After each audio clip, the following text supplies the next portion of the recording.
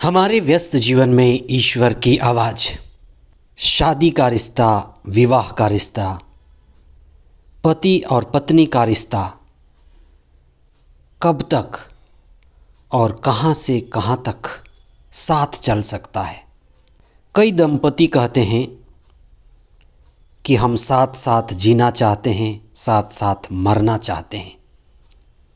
ये कहाँ तक सच है? मरना साथ साथ तो होता नहीं। धर्मशास्त्र कहती है मृत्यु के बाद हम देवदूत के स्वभाव में आ जाते हैं, आत्मा के स्वभाव में आ जाते हैं। मृत्यु के बाद हमारा असली स्वभाव देवदूत का स्वभाव है। फिर विवाह और उससे संबंधित सवाल व्यर्थ है।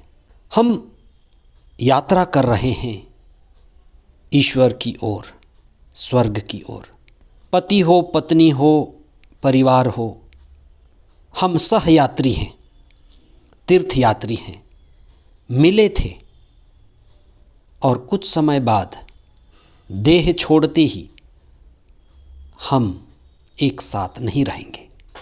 33वां सामान्य सप्ताह 23 नवंबर 2024 शनिवार। पहला पाठ प्रकाशना ग्रंथ अध्याय 11 पद संख्याएं 4 से 12 तक।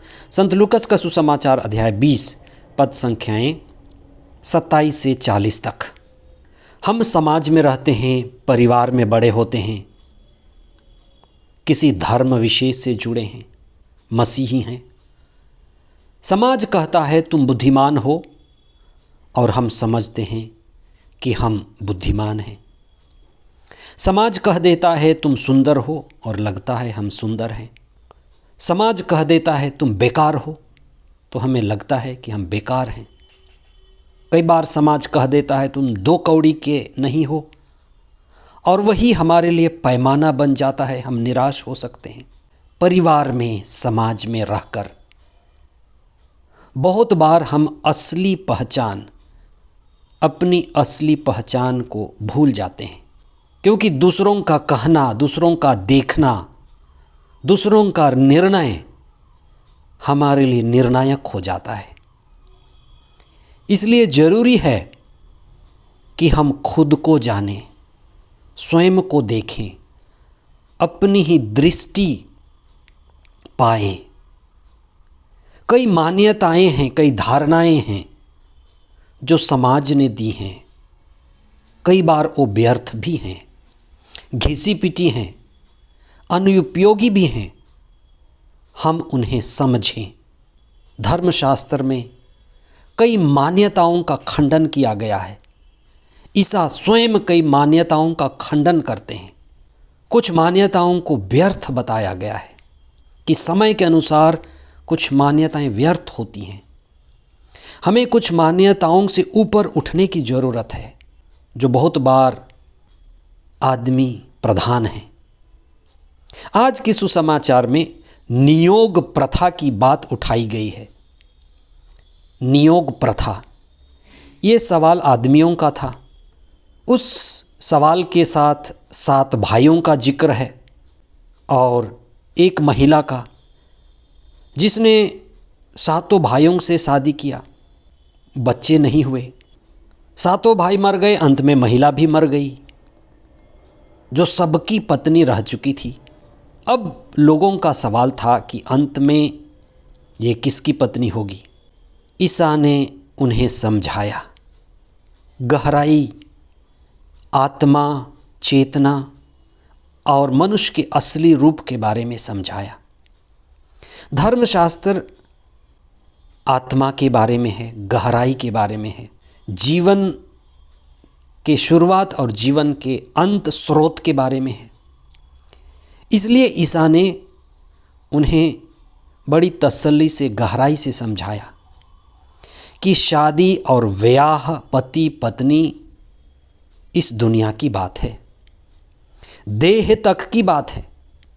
ये पति पत्नी बचपन से नहीं, लेकिन कुछ समय के बाद जब समझ बढ़ती है तब ये विवाह की बात आती है। देह परिपक्व होता है तब विवाह की बात आती है। देह मरी, मिट्टी में गई, फिर विवाह का क्या, शादी का क्या।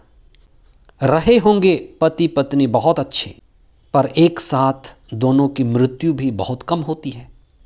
एक पति या पत्नी दूसरे को दफनाते हैं, देखते हैं जाते हुए, रोते हैं, तड़पते हैं, पर बात आत्मा की है।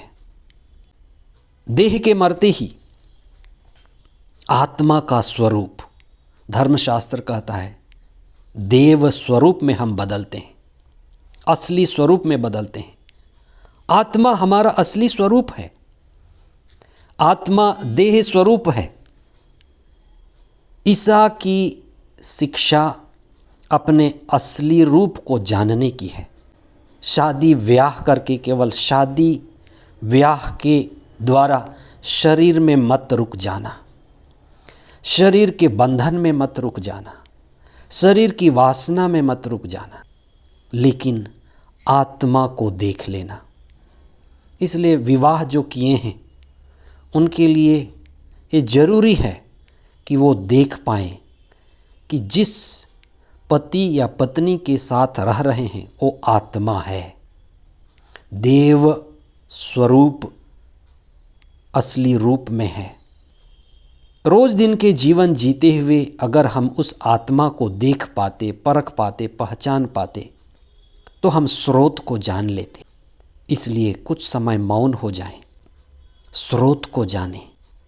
जो पति है, जो पत्नी है, केवल हड्डी मांस मज्जा नहीं है, दिव्य आत्मा है। उसको जानें, उसको देखें, उसको समझें और जीवन सार्थक होगा। हम प्रार्थना करें अपने लिए, अपने परिवार के लिए, जो विवाहित हैं उनके लिए। बहुत सारे पति पत्नियों का वरदान मिला हुआ है कि वे एक साथ यात्रा कर रहे हैं, तीर्थ यात्रा कर रहे हैं, एक दूसरे को समझते हैं, एक दूसरे के प्रेम में हैं, ईश्वर के प्रेम में भी हैं, साथ साथ प्रार्थना करते हैं, परिवार में भक्ति भावना और एक दूसरे के प्रति सम्मान और संवेदना का भाव है। कई ऐसे पति पत्नी भी हैं जो एक दूसरे को समझ नहीं पाते, मात्र एक दूसरे को उपयोग करते हैं, वासना की नज़र से देखते हैं, गहराई में उतर नहीं पाते। हम उन पति पत्नियों के लिए भी विशेष प्रार्थना करें जिनका वैवाहिक जीवन स्वर्ग नहीं बन पाया, उनका परिवार आशीष नहीं पाया। हम यही प्रार्थना करें कि प्रभु उनके जीवन में आए और आशीष पाएं। आमीन।